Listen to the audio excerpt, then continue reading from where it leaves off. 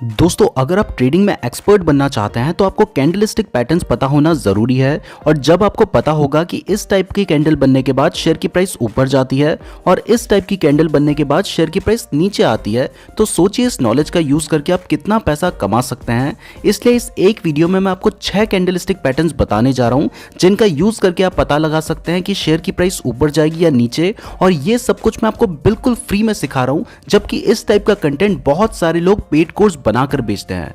तो इस वीडियो को ध्यान से जरूर देखिएगा और वीडियो पसंद आए तो लाइक जरूर कर दीजिएगा। और ध्यान रहे कि ये वीडियो सिर्फ एजुकेशन पर्पस के लिए है। अगर आप स्टॉक मार्केट में इन्वेस्टमेंट या ट्रेडिंग करते हैं तो अपने रिस्क पर करें और इन्वेस्ट करने से पहले खुद भी रिसर्च जरूर कर लें। और चाहे आपको लाइफ में कितना भी भरोसा हो, कभी भी लोन लेकर इन्वेस्टमेंट या ट्रेडिंग ना करें, क्योंकि इससे आप बहुत बड़ी मुसीबत में पड़ सकते हैं। चलिए दोस्तों, अब हम सभी इंपॉर्टेंट कैंडलस्टिक पैटर्न्स को समझते हैं। सो दोस्तों, इस वीडियो में हम जिन भी कैंडलस्टिक पैटर्न्स के बारे में बात करने जा रहे हैं, उन सभी कैंडलस्टिक पैटर्न्स का नाम आपको भी स्क्रीन पे नजर आ रहा होगा।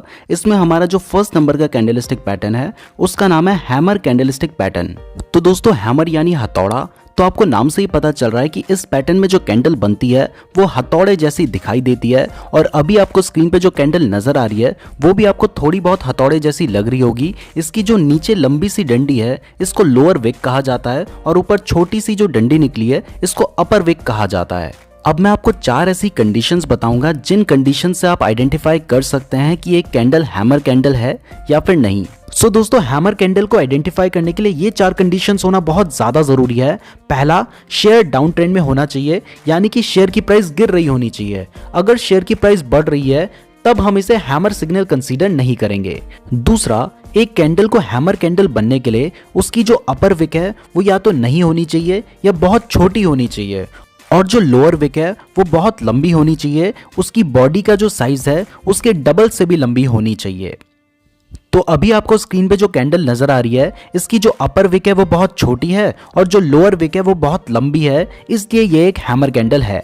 तीसरा, हैमर कैंडल ग्रीन भी हो सकती है और रेड भी हो सकती है, लेकिन अगर कैंडल ग्रीन है तो वो ज्यादा पॉजिटिव मानी जाती है, बट अगर रेड कैंडल भी है तो उसे भी हम हैमर ही कंसीडर करेंगे। और फोर्थ कंडीशन है कि हैमर कैंडल बनने के बाद जो उसकी नेक्स्ट कैंडल बनती है वो हैमर कैंडल से ऊपर बननी चाहिए, तभी हम उसे हैमर सिग्नल कंसीडर करेंगे। अगर वो उसके नीचे बनती है तो फिर हम उसे हैमर सिग्नल कंसीडर नहीं करेंगे। तो जैसे ये एक हैमर कैंडल है और इसके बाद जो नेक्स्ट कैंडल बनी है वो हैमर कैंडल के हाई में बनी है, तो ये एक वैलिड सिग्नल है। अगर ये हैमर कैंडल के नीचे बनी होती तो आप इसे वैलिड सिग्नल कंसीडर नहीं कर सकते थे।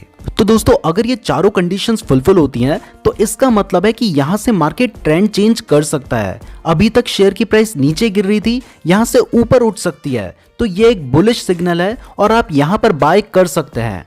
तो इसमें आपको जो एंट्री लेनी होगी वो आपको हैमर कैंडल के ऊपर लेनी होगी, यानी कि जो नेक्स्ट कैंडल बनी है उसमें जब वो हैमर कैंडल से ऊपर आएगी तब लेनी होगी। और आपका जो स्टॉप लॉस होगा वो हैमर कैंडल का जो लोएस्ट पॉइंट है वहां पर आपका स्टॉप लॉस होगा। हमने हैमर पैटर्न के ऊपर एक सेपरेट वीडियो बना रखी है, उस वीडियो का लिंक डिस्क्रिप्शन और आई बटन में दिया गया है, तो आप उस वीडियो को भी देख सकते हैं। ना दोस्तों, हैमर कैंडलस्टिक पैटर्न बनने के बाद हमारा जो नेक्स्ट कैंडलस्टिक पैटर्न है वो है हैंगिंग मैन कैंडलस्टिक पैटर्न। ये पैटर्न दिखने में तो बिल्कुल हैमर जैसा ही दिखाई देता है, लेकिन ये बेयरिश सिग्नल देता है, यानी कि इस पैटर्न के बनने के बाद शेयर की प्राइस गिर सकती है। अब हैंगिंग मैन पैटर्न के लिए भी 4 कंडीशन जरूरी हैं। पहला, स्टॉक अप ट्रेंड में होना चाहिए, यानी कि शेयर की प्राइस बढ़ रही होनी चाहिए, जबकि हैमर पैटर्न में शेयर की प्राइस गिर रही होनी चाहिए थी, शेयर डाउन ट्रेंड में होना चाहिए था। इसमें शेयर अप ट्रेंड में होना चाहिए। दूसरा, इसमें भी हैमर पैटर्न की तरह कैंडल की अपर विक छोटी होनी चाहिए और लोअर विक लॉन्ग होनी चाहिए, इसीलिए तो यह हैमर जैसा दिखाई देता है। तीसरा, हैंगिंग मैन कैंडल भी ग्रीन और रेड दोनों हो सकती है, लेकिन अगर रेड हो तो ज्यादा वैलिड सिग्नल माना जाता है क्योंकि यह बियरिश सिग्नल देता है। और चौथा, हैंगिंग मैन कैंडल बनने के बाद जो नेक्स्ट कैंडल है वो हैंगिंग मैन कैंडल के नीचे बननी चाहिए। तो जब ये 4 कंडीशंस फॉलो होती हैं तो इसका मतलब है कि ट्रेंड चेंज होने वाला है। अभी तक शेयर की प्राइस बढ़ रही थी, अब नीचे गिर सकती है, तो ये एक बियरिश सिग्नल है और यहाँ पर आप शॉर्ट सेल कर सकते हैं। इसमें आपकी एंट्री जो नेक्स्ट कैंडल नीचे बनी है उसमें होगी और आपका स्टॉप लॉस, क्योंकि आप शॉर्ट सेल कर रहे हैं, तो हैंगिंग मैन कैंडल के हाईएस्ट पॉइंट पर होगा। अगर आपको हैमर और हैंगिंग मैन कैंडल में अभी भी कोई कंफ्यूजन है तो वो इस पिक्चर को देखकर क्लियर हो जाएगा। हैमर डाउन ट्रेंड में बनता है जबकि हैंगिंग मैन अप ट्रेंड में बनता है। हैमर बाय सिग्नल देता है जबकि हैंगिंग मैन सेल सिग्नल देता है। ना दोस्तों, हमारा जो थर्ड कैंडलस्टिक पैटर्न है वो है इन्वर्टेड हैमर।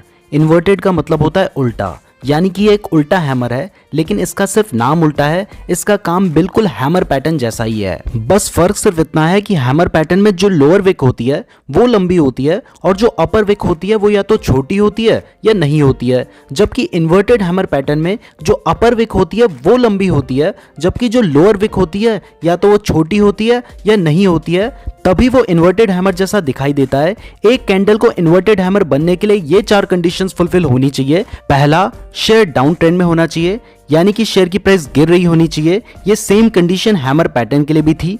दूसरा, मैंने आपको अभी बताया कि इसमें जो अपर विक है वो लॉन्ग होनी चाहिए, जबकि जो लोअर विक है वो या तो छोटी होनी चाहिए या फिर नहीं होनी चाहिए। ये जो सेकंड कंडीशन है, सिर्फ यही एक डिफरेंस है हैमर और इन्वर्टेड हैमर पैटर्न के बीच में। थर्ड कंडीशन भी हैमर पैटर्न की तरह सेम है, चाहे ये ग्रीन हो चाहे ये रेड हो, इससे कोई फर्क नहीं पड़ता, लेकिन अगर ग्रीन होगी तो ज्यादा वैलिड सिग्नल होगा। और फोर्थ कंडीशन है कि इन्वर्टेड हैमर कैंडल बनने के बाद जो नेक्स्ट कैंडल बनती है वो इन्वर्टेड हैमर कैंडल से हाई बननी चाहिए।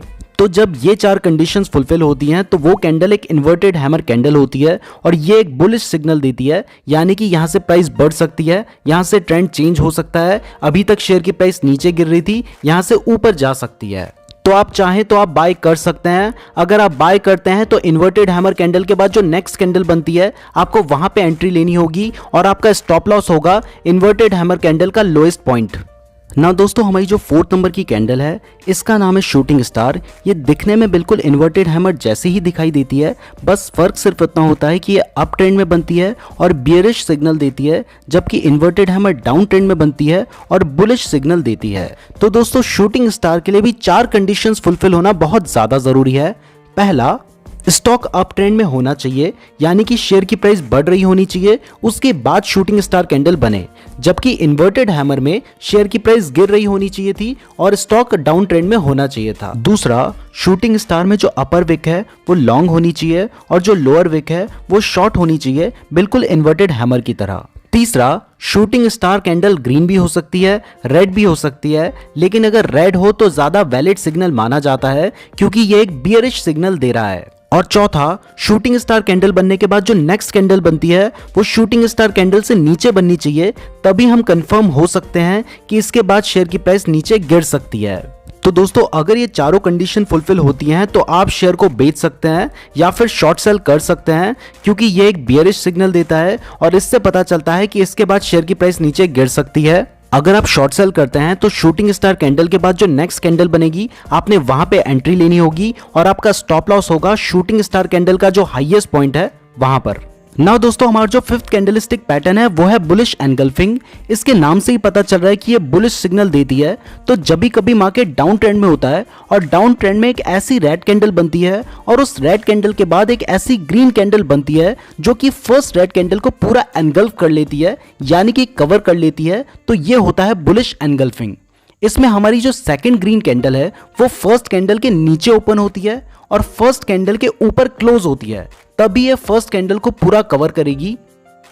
तो जब भी कभी इस तरीके का पैटर्न बनता है तो इसे बुलिश एनगल्फिंग कहते हैं और इसका मतलब होता है कि यहां से शेयर की प्राइस बढ़ सकती है, तो आप यहां पे बाय कर सकते हैं, पोजीशन ले सकते हैं। अगर आप बाय करना चाहते हैं तो इस ग्रीन कैंडल के बाद जो नेक्स्ट कैंडल बनेगी आपको वहां पे बाय करना होगा। वो कैंडल इस ग्रीन कैंडल के ऊपर बननी चाहिए और आपका जो स्टॉप लॉस होगा वो ग्रीन कैंडल का जो लोएस्ट पॉइंट है वहां पर होगा, आपको स्क्रीन पे नजर आ रहा है। नाउ दोस्तों, हमारा जो 6th कैंडलस्टिक पैटर्न है इसका नाम है बियरिश एनगल्फिंग। ये बुलिश एनगल्फिंग का जस्ट अपोजिट है और ये बियरिश सिग्नल देता है, यानी कि इस सिग्नल के आने के बाद शेयर की प्राइस गिर सकती है।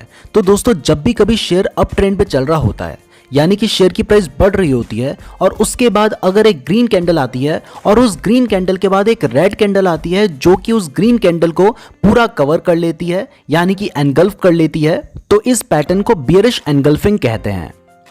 तो जैसे अभी आपको स्क्रीन पे 2 कैंडल नजर आ रही हैं, हमारी जो ग्रीन कैंडल है उसको रेड कैंडल ने पूरा कवर कर लिया है और जो रेड कैंडल की ओपनिंग प्राइस है वो ग्रीन कैंडल से ऊपर है और जो क्लोजिंग प्राइस है वो ग्रीन कैंडल से नीचे है, तभी वो उस ग्रीन कैंडल को पूरा एनगल्फ कर ले रही है, यानी कि कवर कर ले रही है। तो जब भी कभी इस टाइप का पैटर्न बनता है तो इसे बियरिश एनगल्फिंग कहते हैं और इसके बाद शेयर की प्राइस गिर सकती है। तो दोस्तों अगर आप चाहें तो आप यहाँ पे शॉर्ट सेल कर सकते हैं। अगर आप शॉर्ट सेल करते हैं तो इस बेयरिश कैंडल के बाद जो नेक्स्ट कैंडल उसके नीचे बनेगी आपको उसमें एंट्री लेनी होगी, और जो ग्रीन कैंडल का हाईएस्ट पॉइंट होगा वो आपका स्टॉप लॉस होगा, आपको स्क्रीन पे नजर आ रहा है। तो दोस्तों ये थे वो 6 कैंडलस्टिक पैटर्न्स जिनका यूज करके आप पता कर सकते हैं कि शेयर की प्राइस ऊपर जाएगी या नीचे। इसके अलावा भी बहुत सारे कैंडलस्टिक पैटर्न्स हैं, जैसे कि piercing line, dark cloud cover, bullish harami, bearish harami, morning star, evening star, bullish kicker, bearish kicker, gravestone doji, dragonfly doji, long leg doji, doji star और भी बहुत सारे कैंडलस्टिक पैटर्न्स हैं। अगर आप चाहते हैं हम उनके ऊपर भी वीडियो बनाएं तो कमेंट करके जरूर बताइएगा। अगर आपके पास अपना डीमैट अकाउंट नहीं है तो इस वीडियो के डिस्क्रिप्शन में मैंने आपको एंजल 1 का लिंक दिया है, वहां से अपना फ्री डीमैट अकाउंट जरूर खुलवा लीजिएगा। और शेयर मार्केट से रिलेटेड डेली फ्री अपडेट्स के लिए हमारे टेलीग्राम चैनल को जरूर ज्वाइन कर लीजिएगा। मेरी टेलीग्राम आईडी का लिंक डिस्क्रिप्शन पे दिया गया है। वीडियो पसंद आई है तो लाइक जरूर कीजिएगा। इस तरीके की और वीडियोस देखने के लिए चैनल को जरूर सब्सक्राइब कर दीजिएगा। और अगर आपने यहाँ तक वीडियो देखी है तो आप हमारे लिए बहुत ज्यादा स्पेशल है, कमेंट करके जरूर बताइएगा। धन्यवाद।